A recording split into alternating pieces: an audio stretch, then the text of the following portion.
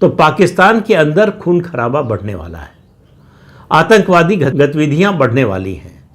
पाकिस्तान की सेना पर चाहे बलूचिस्तान हो चाहे खैबर पख्तूनख्वा हो, हमला बढ़ने वाला है। तो पाकिस्तान की सेना ने एक तरह से नया मोर्चा खोल लिया है। जिस अफगानिस्तान के बारे में उसको बड़ी खुशी थी कि तालिबान का शासन आने के बाद दोनों मिल जाएंगे और दोनों मिलकर बड़ी ताकत बनेंगे, खासतौर से भारत के खिलाफ उनकी ताकत बड़ी होगी, वहाँ हो गया उल्टा। वहाँ भारत ने खेल कर दिया। अफगानिस्तान के विदेश मंत्री मुतक्की भारत आए हुए हैं, 7 दिन के भारत के दौरे पर है। और इस दौरे पर उनके दिल्ली आने के बाद भारत सरकार ने घोषणा की है कि वो काबुल में अपना दूतावास खोलेगा। अभी तक भारत ने तालिबान की सरकार को मान्यता नहीं दी है, लेकिन दूतावास खोलने का मतलब है एक तरह से अनौपचारिक रूप से मान्यता देना। तो इसका अगला कदम होगा औपचारिक रूप से मान्यता देने का। जब मुतक्कीम यानी तालिबान के विदेश मंत्री यहाँ हैं, उसी समय पाकिस्तान ने हमला किया है। ये एयर स्ट्राइक जो है उसी समय हुई।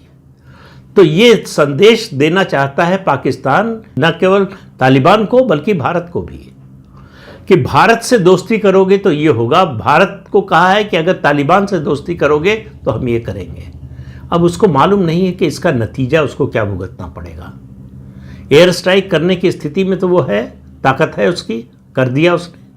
इसके बाद तहरीके तालिबान जो करेगा उससे पाकिस्तान कैसे निपटेगा, पीओजे में जो हो रहा है उससे पाकिस्तान कैसे निपटेगा। पाकिस्तान और पाकिस्तान की सेना के खिलाफ वहाँ विद्रोह हो रहा है, लोग आज़ादी मांग रहे हैं, कह रहे हैं कि भारत के साथ जाना है।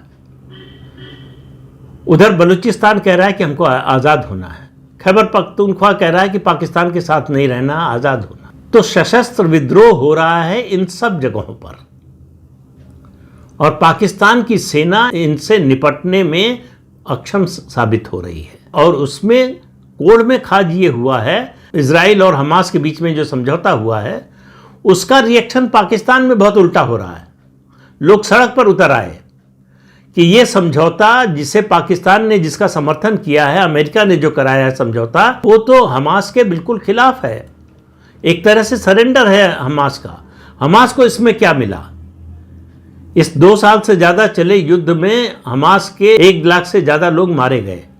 हमास पूरी तरह से मलबे में बदल चुका है, या तो खंडहर है या मलबे है।